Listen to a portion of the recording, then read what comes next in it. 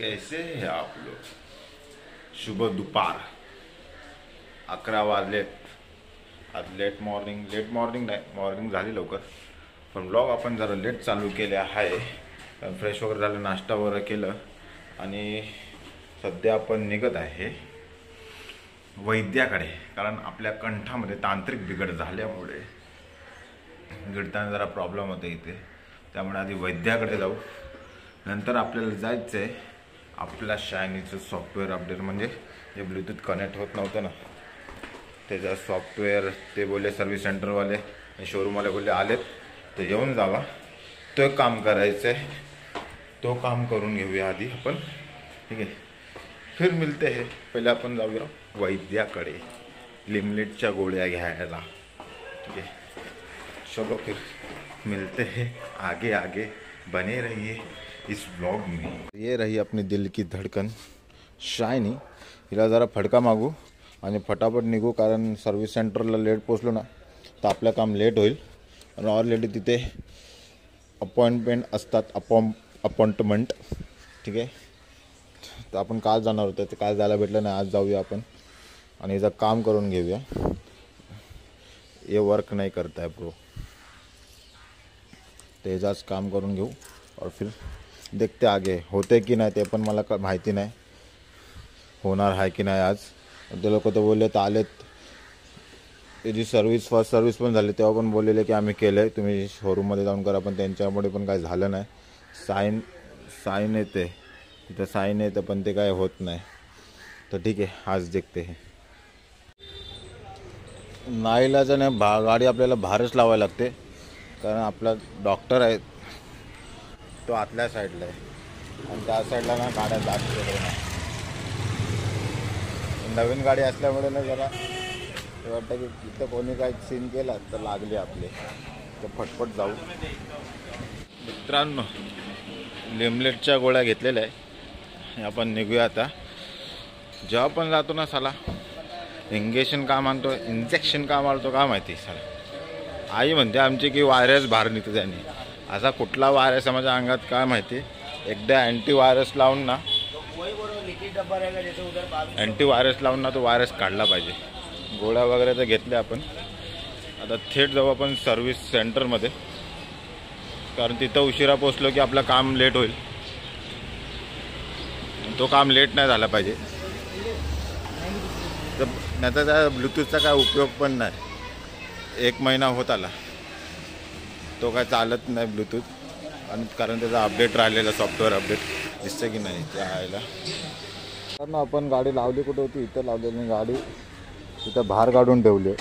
तर हा सीन असतो बाई इथे गाडी लावायचा, एकदम डेंजरवाला सीन. तरी पण गाडी व्यवस्थित आहे, गाडीला काय झालं नाही बाई. इथं पुढच्या टाईमही गाडी आणणं कठीण, पुढच्या टाईमपासून गाडी तर आणूच नाही.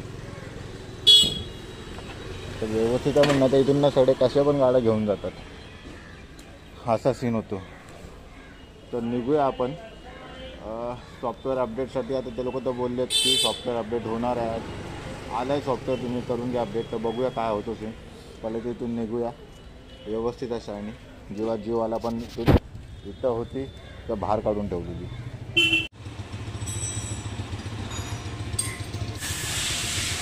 सर्व्हिस सेंटरला तर पोहोचलो आपण, त्यांनी गाडी आतमध्ये घेतली आहे. बघू आता काय होतं की नाही अपडेट.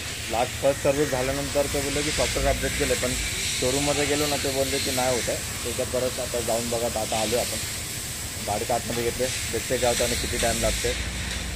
गोळ्या वगैरे पण घ्यायचे आहेत, अभी तक कंठ दुखतच आहे. आपण घरी आलेलो आहे पण आपलं काम काय झालेलं नाही.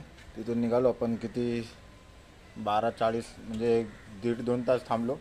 बघितलं कनेक्ट करून, मग त्यांनी ना इथे चिप असते मीटरमध्ये, ती अपडेट केली. ती अपडेट केल्यानंतर पण आम्ही प्रयत्न केला कनेक्ट करायचा, पण काही सीन झाला नाही. आणि आजचा दिवस वाया गेला आणि भूक पण लागलेली, गोळ्या पण खायचा होता. तर शोरूमला मी कळवलेलं आहे, पण ते बोलले की उद्या जेव्हा तुम्हाला टाईम असेल तेव्हा एकदा भेटा परत. त्यांना पण कळत नाही की काय होते.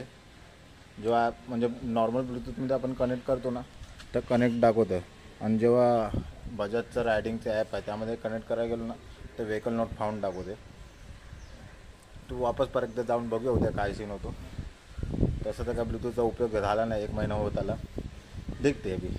ठीक आहे, आता जाऊया वरती, जेवूया वगैरे आणि थेट संध्याकाळी आपल्याला जायचं आहे एका कामासाठी. आज विसर्जन आहे बाप्पाचं, महाविसर्जन. महाआगमन सोहळा तुम्ही बघितला असेल, तसं महाविसर्जन काही दिवसापूर्वी जेव्हा विसर्जन होतं मागी गणपतीचं ते थांबवलेलं, तर त्याचं आज विसर्जन आहे. तर देखते आहे पुढे जाऊन काय होतं आज विसर्जनामध्ये. चला आता तर निघूया, थक गए रे सगळं बसून. 6.5 hours later. मित्रांनो, आपण संध्याकाळी पोचलो बाप्पाच्या विसर्जनासाठी. जो मागी गणपतीचा विसर्जन असतो जो थांबवलेला होता त्या विसर्जनासाठी. तर काही लोकांना माहिती असेल की काय झालेलं होतं, की 3-4 दिवसापूर्वी जेव्हा विसर्जन होत होतं तेव्हा इको फ्रेंडली POPचे म्हणजे त्यांना POP अलाव नाही आहे विसर्जनासाठी असं सांगितलं गेलं उच्च न्यायालयाने. त्यामुळे बरेच मोठे गणपती ते विसर्जन करता आले नाही. त्यांना काय ट्रॉल्यांना टाळा लावलेला, काय ना म्हणजे परत पाठवलेलं असं झालेलं होतं ओव्हरऑल. तर आज 11 तारखेला त्याचं विसर्जन ठेवलेलं, म्हणजे मोठे जे मूर्तिकार आहेत, जे मंडळ आहेत, त्यांनी एकत्र हे करून सभा भरून आज 11 तारखेला विसर्जन ठेवलेलं. पण तेही काय म्हणजे पूर्ण झालेलं नाही. हे अपूर्ण राहिलेलं विसर्जन आहे. जे बरेच म्हणजे गणपतीचे विसर्जन राहिले असतील, त्यामधला एक आपला 4 कपचा श्री, 4 कपचा राजा, असे भरपूर गणपती होते. मी गेलेलो तिकडे, पण मला देखील म्हणजे काय गणपती भेटले नाही. तर अर्ध्यांचे व्हिडिओ क्लिप मागून घेतले तुम्हाला दाखवण्यासाठी. आणि आजही तर विसर्जन झालेलं नाही. भरपूर ठिकाणी बंदोबस्त होते पोलिसांचे. त्यांनी कृत्रिम तलाव ओपन म्हणजे ते तयार करून दिले त्यांच्यासाठी, पण जी मूर्तीचा आकार आहे त्या आकार एवढे नव्हते. मूर्ती खूप मोठी होती आणि ते त्या तलावात होणे अपेक्षित नव्हते. तर त्या मंडळाने जे असं विचार केला आहे की जोपर्यंत उच्च न्यायालयाचा जो निर्णय येत नाही की हे जे नियम लागू केला जो हटवून पूर्ण समुद्रात विसर्जन करण्याचा निर्णय येत नाही, तोपर्यंत ती मूर्ती तशी मंडपात राहील, म्हणजे सुरक्षितरित्या तिला ठेवली जाईल. त्यानंतर जेव्हा निर्णय येणार तेव्हा वाजत गाजत ती मूर्ती पुन्हा विसर्जन केली जाईल, असं त्या मंडळाने ठरवलेलं आहे. सांगण्याचा उद्देश एवढाच की जर तुम्ही नियम तुम्ही काढताय तर सगळ्यावरती काढा ना, फक्त बाप्पाच्या मूर्तीवरतीच का तुम्हाला त्रास होतोय किंवा त्यानेच का प्रदूषण तुमचं घाणवणं. भरपूर गोष्टी असं सांगायला गेलं तर. जास्त आपण या व्हिडिओला खेचू नये की बाप्पाचं दर्शन घेऊन आपण व्हिडिओ इथंच संपूया. लवकर भेटू पुढल्या आपल्या नव्या कोऱ्या करकरीत अशा व्लॉगमध्ये. हा तुम्हाला व्हिडिओ आवडला असेल तर व्हिडिओला नक्की लाईक, शेअर, कमेंट नक्की करा. आणि लवकर भेटू पुढल्या आपल्या झोमलेस्टिक अशा व्लॉगमध्ये. आय होप की लवकर निर्णय येईल आणि सगळ्या बाप्पाचे जे राहिलेत विसर्जनाचे ते लवकरात लवकर विसर्जन होतील. हेच देवाचरणी प्रार्थना की देवा तुमचं विसर्जन आम्हाला करायचं ते व्यवस्थितरित्या होऊ दे, अशीच तुमच्याकडे आम्ही प्रार्थना करतो. आणि त्यांना जरा अक्कल आणू दे, हेच फक्त. आणि आपले ब्लॉग आजकाल छोटेच येतात, कारण का जण म्हणताय की जास्त मोठे ब्लॉग बनवू नको, छोटे बनवू, त्यामुळे छोटे ब्लॉग येतात. लवकर भेटू पुढल्या झोमलेस्टिक अशा ब्लॉगमध्ये.